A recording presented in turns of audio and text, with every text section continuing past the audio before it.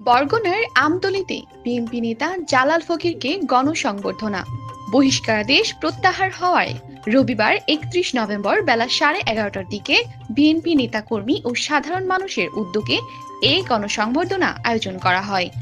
গণসংবর্ধনা উপলক্ষে উপজেলার বিভিন্ন এলাকা থেকে হাজারো বিএনপি নেতাকর্মী ও সাধারণ মানুষ অংশগ্রহণ করেন। খোঁজ নিয়ে জানা যায় ২০২৪ সালের ৩ জানুয়ারি দলীয় কয়েকজন নেতার ষড়যন্ত্রে তুচ্ছ ঘটনাকে কেন্দ্র করে শৃঙ্খলা ভঙ্গের অভিযোগ এনে বিএনপির কেন্দ্রীয় কমিটি আমতলী উপজেলা বিএনপির আহ্বায়ক জালাল উদ্দিন ফকিরকে বহিষ্কার করেন। এ ঘটনায় তৃণমূল নেতাকর্মীরা ক্ষুব্ধ প্রতিক্রিয়া জানান। বহিষ্কৃত থাকলেও জালাল উদ্দিন ফকির ফ্যাসিস্ট শেখ হাসিনা সরকারের বিরুদ্ধে বিএনপির আন্দোলন সংগ্রামে সক্রিয়ভাবে অংশগ্রহণ করে আসেন।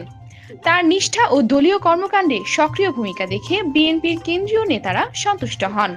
এরই প্রেক্ষিতে গত সোমবার বিএনপির সিনিয়র যুগ্ম মহাসচিব অ্যাডভোকেট রুহুল কবির রিজভীর স্বাক্ষরিত এক চিঠির মাধ্যমে তার বহিষ্কারাদেশ প্রত্যাহার করা হয়।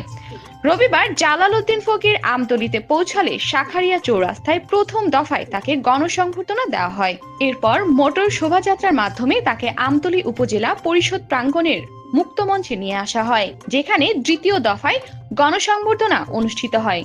সংবর্ধনা শেষে বিএনপি চেয়ারপারসন ও সাবেক প্রধানমন্ত্রী বেগম খালেদা জিয়ার আশু রোগ মুক্তি কামনা করে বিশেষ দোয়া ও মোনাজাত করা হয়। অনুষ্ঠানে উপস্থিত ছিলেন বাংলাদেশ জাতীয়তাবাদী আইনজীবী ফোরামের যুগ্ম মহাসচিব অ্যাডভোকেট গাজী তৌহিদুল ইসলাম, আমতলী উপজেলা বিএনপির সিনিয়র আহ্বায়ক মোহাম্মদ জহিরুল ইসলাম ভিপি মামুন, সাবেক সাধারণ সম্পাদক অ্যাডভোকেট মোহাম্মদ মহসিন মিয়া, যুগ্ম আহ্বায়ক মোহাম্মদ কামরুজ্জামান হিরু ও মাহবুব উল আলম মৃধা, পৌর বিএনপির আহ্বায়ক কবির ফকির এবং উপজেলা যুব দলের যুগ্ম আহ্বায়ক ও বিআরডিবি চেয়ারম্যান মঈনুদ্দিন মামুন শিকদার সহ আরো অনেকে। গণসংবর্ধনা শেষে বক্তব্য জালাল উদ্দিন ফকির বলেন, দলের চেয়ারপারসন বেগম খালেদা জিয়ার দ্রুত সুস্থতা কামনায় সবাইকে দোয়া করতে আহ্বান জানাচ্ছি।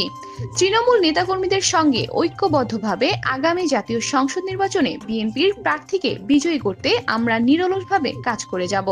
খাদিজা রহমান তুলি, সকাল বাংলা নিউজ, নিউজ ডেস্ক।